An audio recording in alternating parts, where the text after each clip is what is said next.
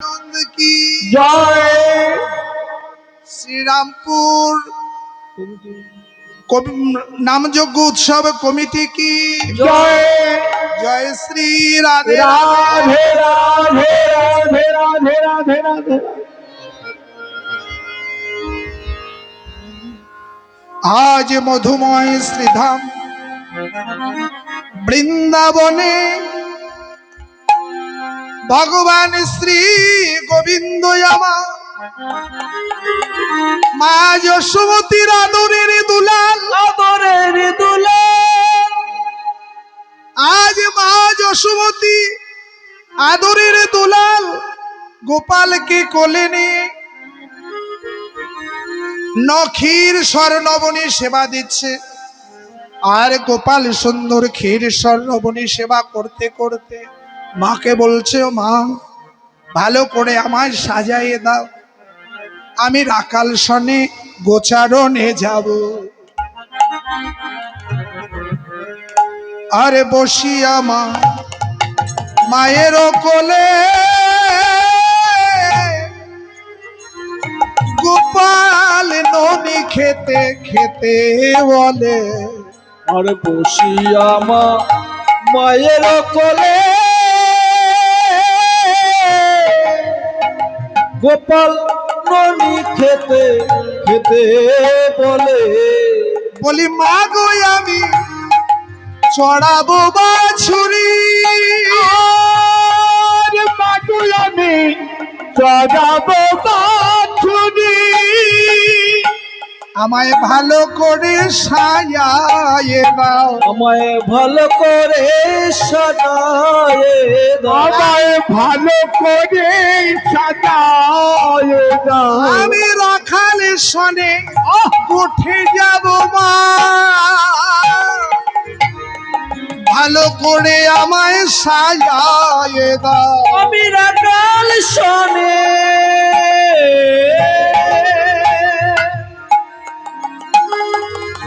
উঠে যাব মা, বলি ভালো করে সাজায়ে দাও, উঠে যাব মা, ভালো করে সাজাই দিব, আমি রাখাল সনে উঠে যাব মা, ভালো করে সাজাই দিব, আমায় ভালো করে সাজাইয়ে দে না।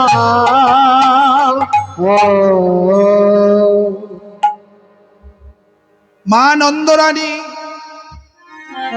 মায়ের ইষ্টদেবের মন্দিরে বসে বসে মায়ের ইষ্টদেবের সেবা করছিল। মায়ের ইষ্টদেব হলো শালগ্রাম শিলা বাবা। মা শালগ্রাম শিলার সেবা করত। শালগ্রাম শিলা সাক্ষাৎ চতুর্ভুজ বিষ্ণু নারায়ণ। মন্দিরে বসে বসে আর নারায়ণের সেবায় ক্ষীর স্বর নবনী রেউডি রাবড়ি মালপোয়া মতিচুরের লাড্ডু এ সমস্ত ভোগ লাগিয়ে সেবা করবে। এবারে মা প্রসাদ নিবেদন করবে। এমন সময় গোপাল সুন্দর মন্দিরে ঢুকলেন। তো গোপাল সুন্দরকে দেখে মা বলছে, বাবা ঠাকুরকে প্রণাম কর। তোমরা যেমন বলো না, ঠাকুর প্রণাম কর, হাত জোর কর। মা বলছে হাত জোর কর, ঠাকুর প্রণাম কর। তো গোপাল সুন্দর মায়ের ঠাকুরকে প্রণাম করলো। মা বলছে হাত জোর করে বল, ঠাকুর আমাকে বিদ্যা দাও, বুদ্ধি দাও। কি গো মা, তোমরা যেরকম বলো না বাচ্চাদের ঠাকুর প্রণাম কর, আমার জ্বর সারাও, বিদ্যা দাও, বুদ্ধি দাও। মা বলছে মন্ত্রতন্ত্র একটু শেখ, একটু পূজা পাঠ করো সে। আর মন্ত্রতন্ত্র না শিখলে সারাটা জন্ম গোবর গণেশ হয়ে থাকবি, তুই কিছুই শেখা হবে না। তো গোপাল সুন্দর বলছে, মা আমি একটা মন্ত্র শিখছি। মা বলছে তুই কি মন্ত্র শিখলি রে? গোপাল বলছে আমাকে ক্ষীর দাও, ননি দাও। তো মা বলছে আরে ক্ষীর ননি দাও এটা কি আর মন্ত্র হলো? শোন, ঠাকুরের কাছে হাত জোর করে বল, ঠাকুর বিদ্যা দাও, বুদ্ধি দাও, আমার ভালো রাখো। তো গোপাল সুন্দর মায়ের কথায় হাত জোর করে বলছে, ঠাকুর আমাকে ভালো রাখো। কেন জগতে যিনি ভালো করে মা তো জানে না, মা তারই ভালো করার জন্য ব্যস্ত। এদিক মধ্যে মা ধূপকাঠি জ্বালাবে, দেখে দিয়ে শোলার মধ্যে একটাও কাঠি না। দুই বীজের গুণময়ী গীতায় বলেছে না, মম মায়া দুরাত্ময়া মা আমি বোঝ প্রপাদন্তে মায়া ভেতাং তরন্তি। ভগবানের মায়া, মায়ের উপর একটু বিস্তার করলো দাঁড়াও। এখন দিয়ে আসলে একটা কাঠিও নাই। তা মা বলছে, বাবা তুই একটু দেখিস, আমি পাশের ঘর থেকে দিয়ে সলাই নিয়ে আসি। জয় রাধে রাধে। এমনি গোপালের সহ্যই হয় না। ক্ষীর সর নবনী মালপোয়া রেউড়ি রাবড়ি মতিচুরের লাড্ডু, হ্যাঁ এর যে সুঘ্রাণ, আগের থেকে তো গোপালের সব সুঘ্রাণটা নাকের মধ্যে আসছে, এমনিতে সহ্য হয় না। মা বলছে একটু দেখি। তো মা পাহারা রাখলো গোপালকে, যা ঘটবার। জয় রাধে। মা তো গেল পাশের রুমে, খোঁজাখুঁজি করছে দিয়ে আসলে, এখানে খোঁজে ওখানে খোঁজে, দেরি হয়ে গেল। আর এদিক মধ্যে আরো একটা ঘটনা, সেটা হলো সিদামাদি রাখাল, ওরা আবার কানাইকে খুঁজতে খুঁজতে খুঁজতে খুঁজতে দেখে কোথাও নাই। কানাই আজকে মন্দিরের ভিতর, এপাশ ওপাশ দেখলো, কানাইয়ের মা নাই। কিরে তোর মা কই? আরে ওগুলো থালায় কিরে, বড় বড় লাড্ডু মালপোয়া মতিচুরের লাড্ডু। তো সিদামাদি রাখালগণ বলছে, কিরে তোর মা তো করে নাই, দেনা ভাই কানাই, দেনা আমাকে কয়টা লাড্ডু দেন। সুদাম বলছে আমাকে কয়টা দেন। ও বলছে আমাকে কয়টা মতিচুরের লাড্ডু, কেবল মালপোয়া। তো ভগবান গোপাল সুন্দর এক এক করে সিদামাদি রাখালদেরকে ভাগ করে দিতে দিতে খালি করে দিল। তাড়াতাড়ি খালি করে দিয়ে পাশে মন্দিরের পাশে ছোট ছোট কতগুলি পাথর ছিল, পাথর দিয়ে থালা ভর্তি করলো। তোমরা যেরকম অনেক সময় পেপার দিয়ে ঢেকে দাও, কেউ বা কলা পাতা দিয়ে ঢেকে দেয়, কেন? কারো মুখের উচ্ছিষ্ট যদি পড়ে যায় প্রসাদে, তাহলে আর ঠাকুরের সেবা হয় না। জয় রাধে। এই জন্য না মন্দিরের ভিতরে মায়েরা অনেক সময় উল্লোধ্বনি দেয় প্রসাদ নিবেদন করে, কখনো না ওর মন্দিরের দ্বারের বাইরে, দরজার বাইরে উল্লোধ্বনি করবে, তারপর শঙ্খধ্বনি দরজার বাইরে, তারপর আমরা ঝাঁঝ বাজাই না জয়ডা, দরজার বাইরে। কতগুলি নিয়ম রক্ষা করে আমাদের ভোগ নিবেদন করা দরকার। ব্রজবাসী মায়েরা তাদের ভোগ ঢাকার আলাদা কাপড় থাকে, উচ্ছিষ্ট হয়ে গেলে ধুয়ে দেয়, এমন ভাবে ঢেকে দিল, ওই পাথরের উপর দিয়ে কাপড়টা এত সুন্দর করে ঢেকে দিল কিছুই দেখা যায় না। ঠাকুরের সামনে রেখে হাত জোর করে বসে আছে গোপাল সুন্দর, বারবার বলছে, ঠাকুর আমাকে বিদ্যা দাও, বুদ্ধি দাও। মা দূর থেকে দেখছে, আরে ছেলেটা এখনো হাত জোর করে বলছে বিদ্যা দাও, বুদ্ধি দাও। সত্যি সত্যি এত দুরন্ত ছেলে একদিনে ঠাকুরের সামনে আসতে আসতে কেমন শান্ত হয়ে গেল। মায়ের মনটা খুব আনন্দ হলো, মায়ের মনে আনন্দে ভরে গেল। মা তো জানে না যে গোপাল কি কাণ্ড ঘটাইছে, মা তো কিছুই জানে না। জয় রাধে।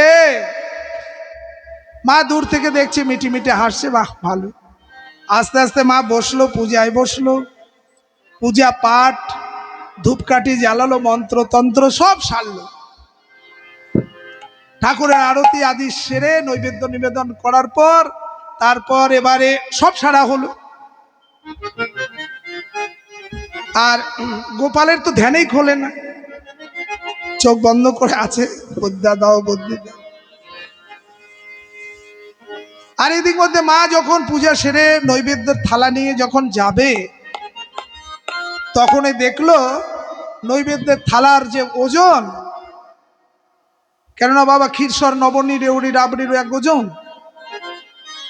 আর পাথরের ওজন তো এক হয় না। থালা তুলতে দেখে 4 গুণ ভারী। মায়ের সন্দেহ হলো, আরে এত ভারী কেন রে? ভোগের কাপড়টা উপরে ঢাকার কাপড়টা যখন সরিয়ে দেখলো কোথায় রেবড়ি রাবড়ি মালপোয়া কিচ্ছু নাই, সব পাথর। মা মনে মনে ভাবছে সহসুতস্য কর্মত্যাজ, এটা তার নিজের ছেলেরই কাজ।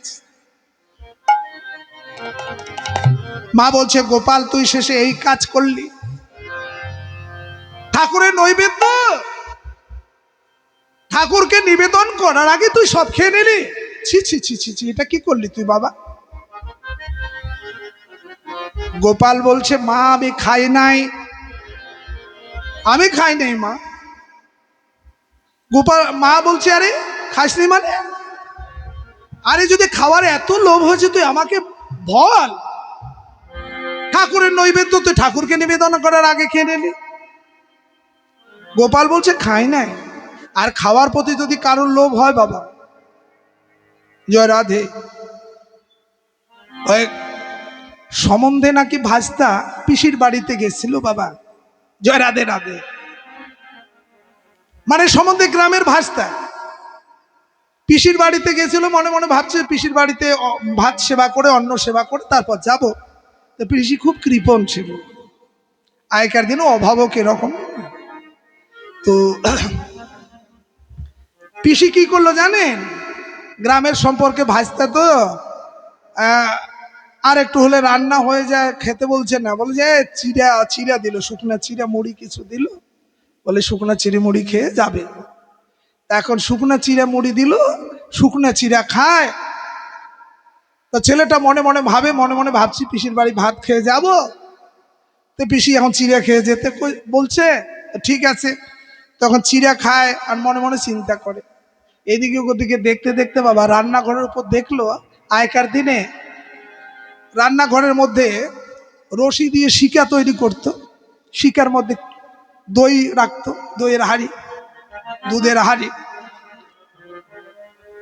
শুকনা চিড়া খায়, আর তো ফ্রিজ তো আগে ছিল না, না তো ওই শুকনা চিড়া খায় আর দইয়ের হাঁড়ির দিকে দেখে। বাবা তো দইয়ের প্রতি যার লোভ হয়, দুধ দইয়ের প্রতি, শুকনো চিড়া খায় আর দইয়ের দিকে দেখে, বলে আরে হলো না রে, মনে মনে ভাগে ভাগ্যে আর হয় না, হলো না, বলছে দেখাই সই, আর বোধহয় খাওয়া আর হলো না। তো একটা বুদ্ধি, বলে শেষ বুদ্ধিটা করি। পিসিকে বললো পিসি আসার সময় না একটা যে সাপ দেখলাম, খুব বড় সাপ। পিসিকে কত বড়? বলে আমার এখান থেকে ওই যে দইয়ের গাড়িটা আছে না, ওই যে দেখা যায়, জয় রাধে রাধে, দেখাই দিল দইয়ের হাড়ি। এখন এমনিতে কি করে কয়, বলে আমার এখান থেকে ওই দইয়ের হাড়ি এত বড় লম্বা। তো পিসি এখন কলে আরে ওই রান্নাঘরের উপরে দইয়ের হাড়ি, ওটাও তুই দেখছিস? জয় রাধে রাধে। পিসি এখন মেয়েটাকে বলে দে রে একটু দই, থাকলে যদি থাকে দে। খাবার প্রতি যদি কারোর লোভ হয়,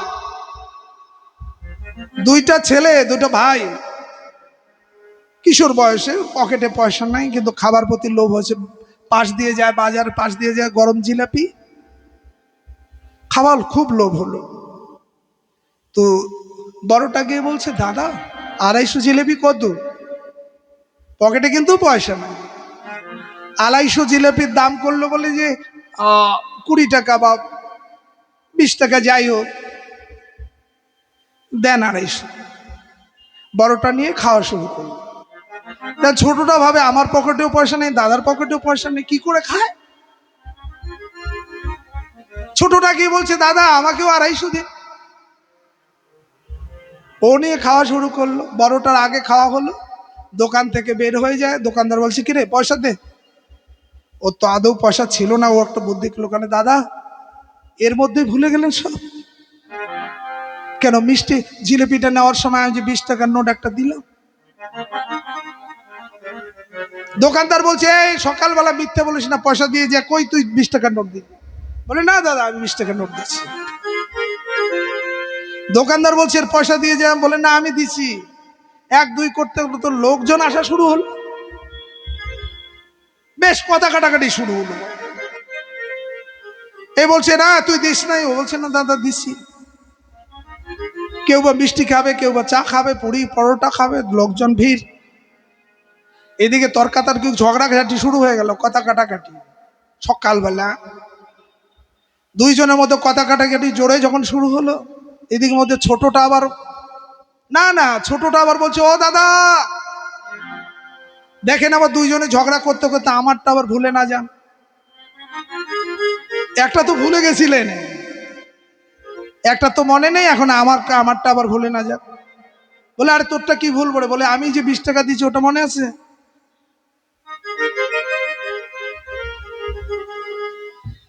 এখন মিষ্টির দোকানদার খুব চিন্তায় পড়ে গেল, আরে একটা না হয় ভুল হয়। ও বলছে আমিও 20 টাকা দিচ্ছি। চিন্তায় পড়ে গেল, ইচ্ছা যদিও নাই তবু বলছে, আরে ভাই তোরটা তো মনে আছে রে, তোর তোর 20 টাকার কথাটা মনে আছে, কিন্তু ও তো দেয় নাই। ছোটটার উপর বিচার দিল, ভাই তুই এখন বিচার করে দে তো, আরে সত্যি কি ও পয়সা দিয়েছিল? তো ছোটটার গলা একটু মোটা হলো, ভারী হলো। যাক বাবা, বাঁচা গেল। ছোটটা বলছে, দেখেন দাদা আমি মিথ্যা বলবো না, আমি যেরকম একটা 20 টাকার নোট দিচ্ছি ওই রকম ও একটা দিচ্ছে। মিথ্যা কিন্তু বললো না। বাবা মিথ্যা বলা হয়েছে? খাবারের উপর যদি লোভ হয়, মা যশোমতী বলছে, আরে খাবার উপর তোর লোভ হয়েছে তুই আমাকে বল। ঠাকুরের নৈবেদ্য প্রসাদ ঠাকুরকে নিবেদন করার আগে তুই খেয়ে নিলি। গোপাল সুন্দর বলছে, না মা আমি খাইনি। তো মা বলছে, আরে তুই ছাড়া এ ঘরে আর কে ছিল? গোপাল বলছে, কেন তোমার ঠাকুর ছিল? তোমার তো ঠাকুর ছিল, তুমি তো আমাকে দেওই নাই, তোমার তো ঠাকুরকে দিয়েছিলে তুমি, আর তোমার ঠাকুরই খেয়েছে আজকে। মা এবার রাগ হয়ে গেল, খুব রাগ হয়ে গিয়ে গোপালের কানে ধরে বলছে, বল এত মিথ্যা বলবি? ছোটবেলার থেকে মিথ্যা বলার অভ্যাস, বড় হয়ে কি হবে? গোপাল বলছে, না মা আমি খাই নাই, তোমার ঠাকুর খেয়েছিল মা।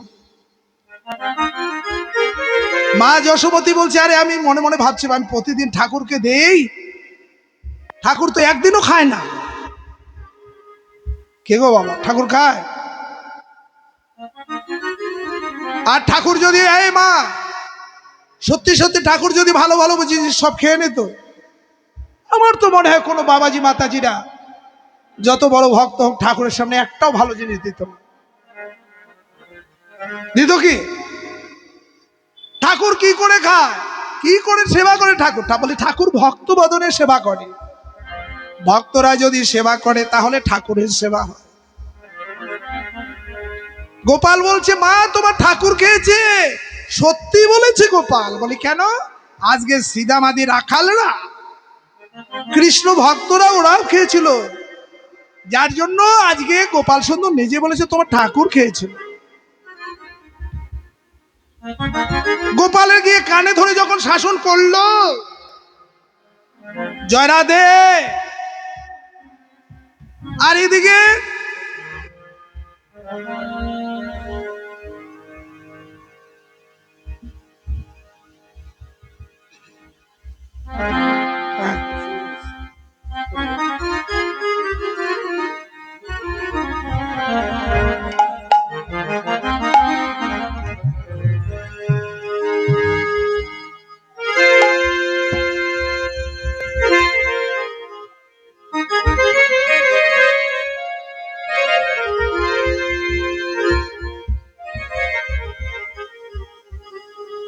প্রাকৃত জগতে ছেলের মতো গোপাল কাঁদতে শুরু করল, দুই চোখের জল, নরম গাল বেয়ে বেয়ে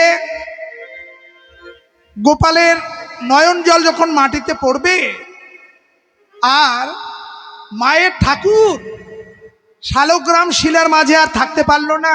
এবার প্রকট হলো, শঙ্খ চক্র গদা পদ্ম ধারণ করে, চতুর্ভুজ মূর্তি ধারণ করে মায়ের সামনে দাঁড়িয়ে বলছে, মা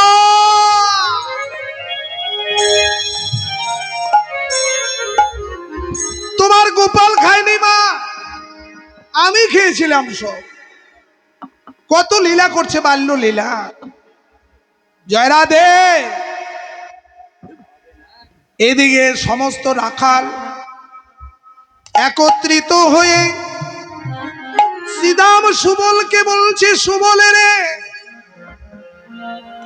আরে শ্রীদাম সুবলের নিকটে যাইয়া সীতা বসু বলে নিকটে যাইয়া, আরে শ্রীদাম সুবলে নিকটে যাইয়া উনি কহে শোনো হে সুবল ভাইয়া, আরে কহে শুনো হে সুবল ভাইয়া, অগ বলে রে সুবল, বলে রে সুবল, বলে রে সুবল, বলে রে সুবল, তোরা আজ কি গোঠে যাবি না ভাই?